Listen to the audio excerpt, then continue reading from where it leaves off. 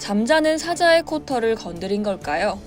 이란이 자신들이 지원하는 헤즈볼라를 위해 이스라엘에 대규모 미사일 공격을 퍼부었지만 이스라엘이 이에 대한 반격으로 이란의 핵시설을 타깃으로 삼을 수 있다는 우려가 커지고 있습니다. 이란이 이스라엘에 이란 핵시설을 공격할 빌미를 제공했다는 분석이 나오는데요. CNN, ABC 등 외신에 따르면 이란은 1일 밤 이스라엘을 향해 200발에 가까운 미사일을 발사했습니다.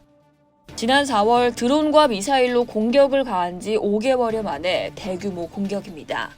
이란 혁명수비대는 이번 미사일 공격에 대해 이스라엘의 공격으로 사망한 하마스 수장 이스마일 하니에, 헤즈볼라 수장 하산 나스랄라와 아바스 닐포르샨 이란 혁명수비대 작전부 사령관에 대한 보복이라고 밝혔는데요.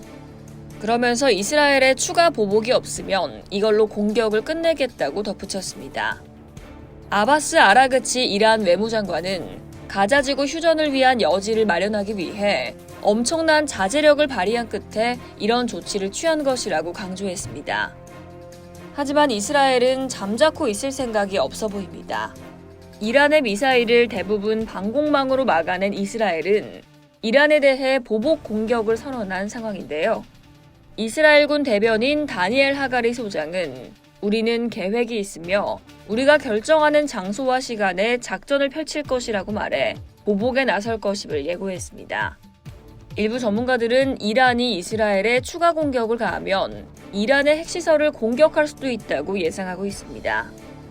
이스라엘은 과거에도 다양한 방법으로 이란의 핵 야심을 무너뜨리려 해왔고, 실제로 1981년 이라크의 오시라크 원자로를, 2007년에는 시리아 원자로를 폭격한 바 있죠.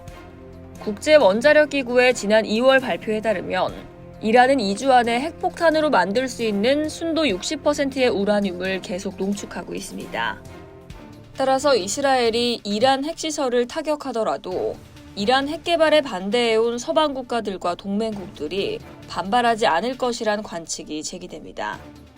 하지만 이에 이란은 자국 핵시설을 이스라엘이 공격할 경우 똑같이 대응하겠다고 경고하고 있는데요.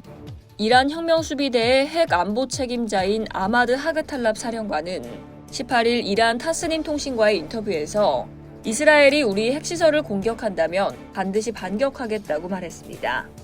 이란은 헤즈볼라와 하마스 그리고 예멘의 후티를 지원하고 있는데 최소 2개의 민병대가 무력화할 위기에 처하자 미국의 만류에도 불구하고 직접 지원에 나선 것으로 보이는데요.